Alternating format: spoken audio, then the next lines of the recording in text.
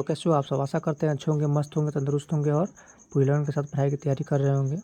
तो आज हम इस वीडियो में लेकर आए हैं 12वीं कक्षा के हिंदी विषय के पाठ 10 जो कि है जूठन, जिसके लेखक जो है ओम प्रकाश वाल्मीकि जी है, जिनके बारे में जानेंगे और आगे चल के हम पाठ को भी समझेंगे। ठीक, तो चलिए शुरू करते हैं। शुरू करने से पहले आप अगर इस वीडियो को देख रहे हैं और इस चैनल पर पहली बार हैं तो कृपया करके चैनल को सब्सक्राइब करें और अपने साथियों में शेयर करें। तो चलिए शुरू करते हैं। देखिए, जूठन जो है, जूठन पाठ का नाम है। इसके लेखक जो है ओम प्रकाश वाल्मीकि है और ये अपने जीवन के बारे में इसमें बताए हुए हैं, इनको समझना है। देखिए, जीवन परिचय। हिंदी में दलित आंदोलन से जुड़े हुए महत्वपूर्ण रचनाकार ओम प्रकाश वाल्मीकि का जन्म जो है 1950 में कब हुआ था? 30 जून 1950 को बरला, मुजफ्फरनगर, उत्तर प्रदेश में हुआ था। और इनकी माता का नाम मुकुंदी देवी और पिताजी का नाम छोटन लाल था।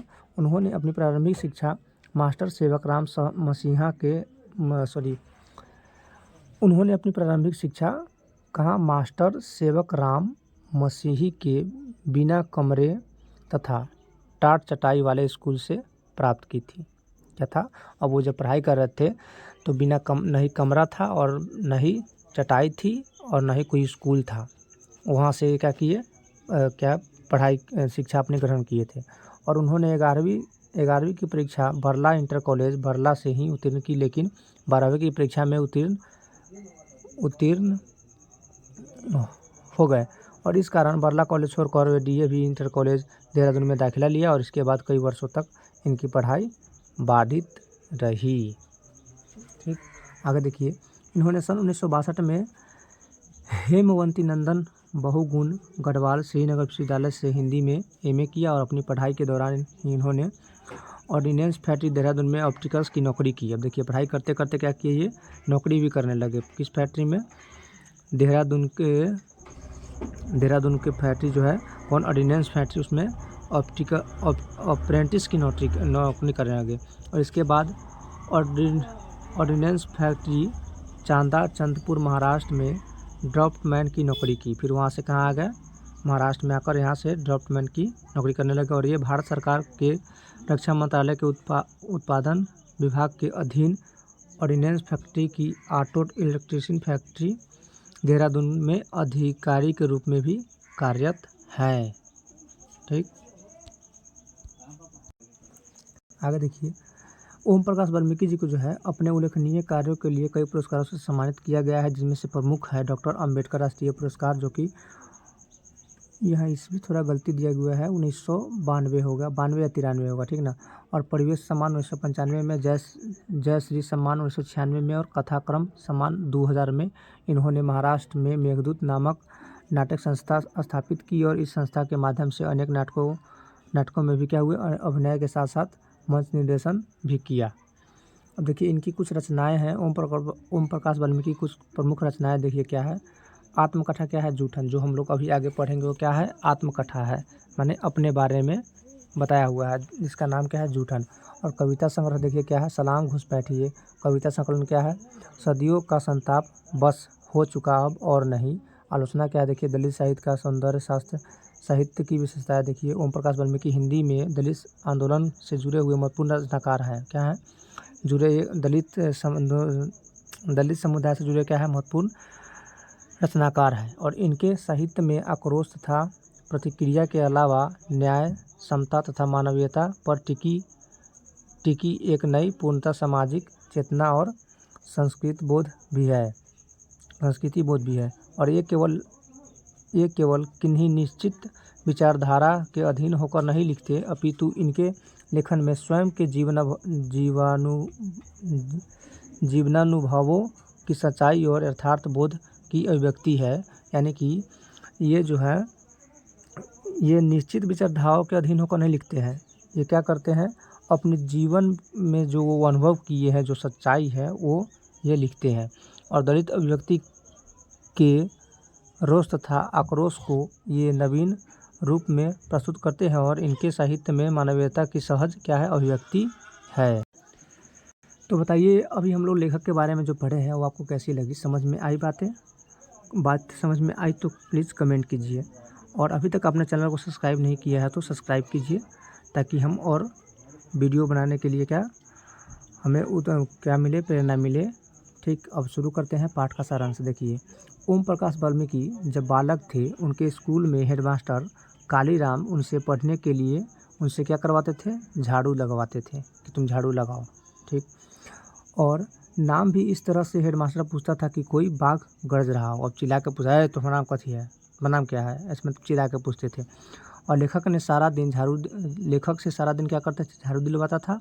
और 2 दिन तक दिलवाने के बाद तीसरे दिन उसके पिता देख लेते हैं। अब क्या होता है, जब वो झाड़ू लगवा रहे थे मास्टर साहब, तो उनके 2 दिन जब हो गया तो उनके पिता जो है क्या हुए, उनको देख लिए। लड़का फपक कर रो उठा। जब पिताजी देख लिए उनको, तो जो क्या था, ओम प्रकाश वाल्मीकि जी वो रो उठे और पिता से सारी बात बताते हैं। और पिताजी मास्टर पर गुस्साते भी है कि तुम मेरे बेटे से मतलब झाड़ू क्यों लगवाते हो, ये सब बात होती है।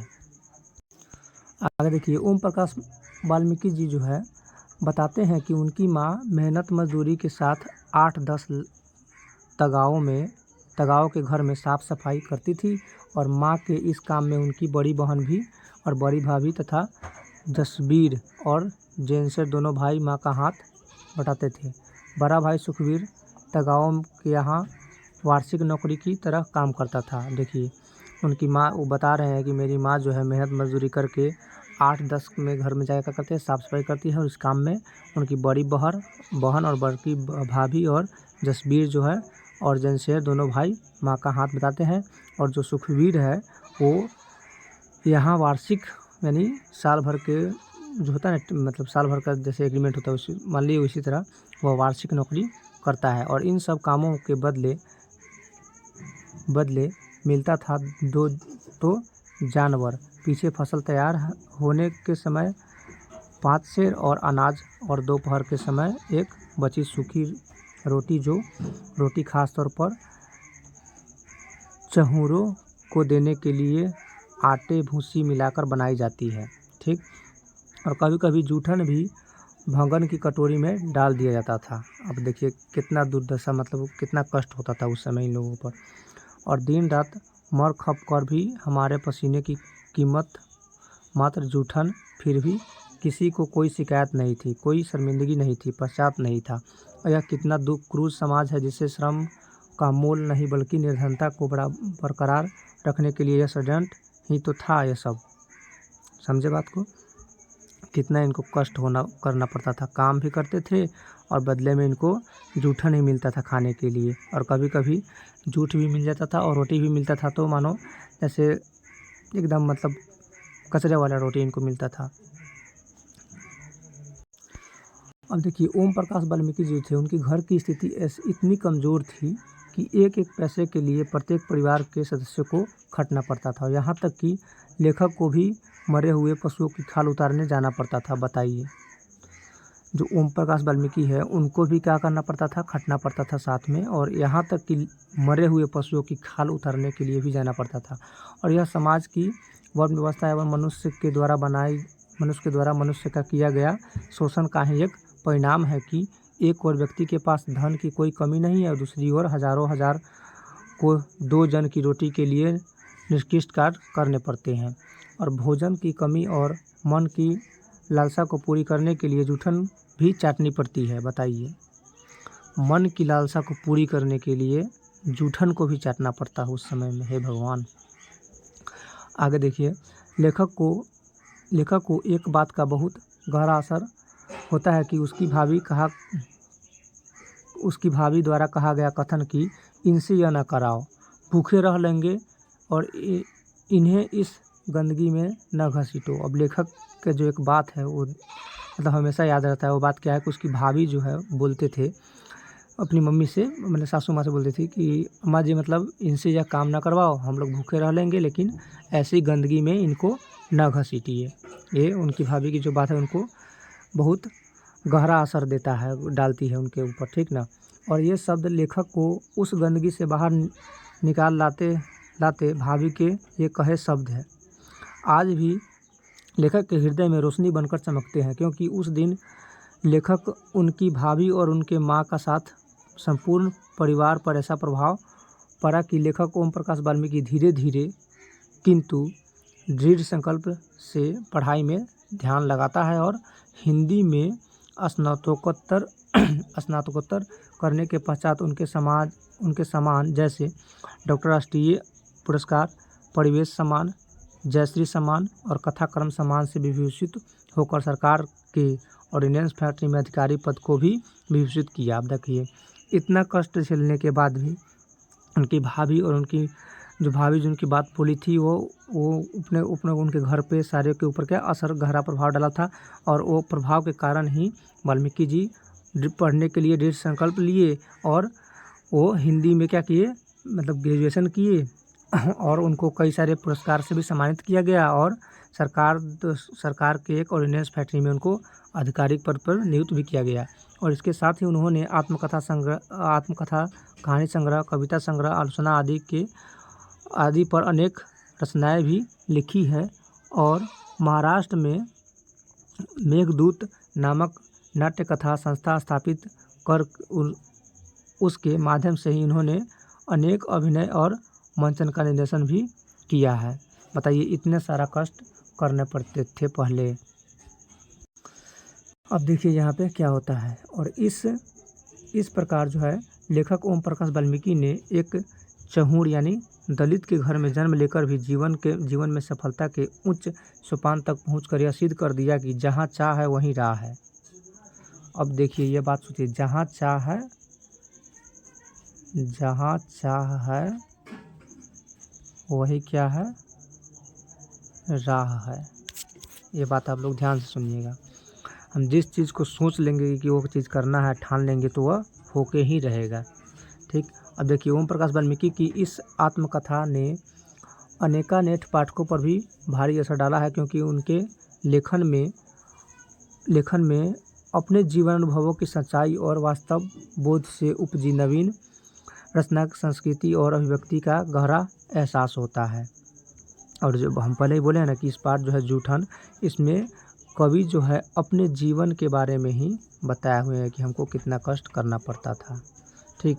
और दलित जीवन के रोष और आक्रोश में वे अपने संवेदनात्मक रचनानुभवों की भट्ठी में गलाकर एक नए अनुभवजन्य स्वरूप में देखते हैं, जो मानवीय जीवन में परिवर्तन करने की क्षमता रखता है और गाढ़ी संवेदना और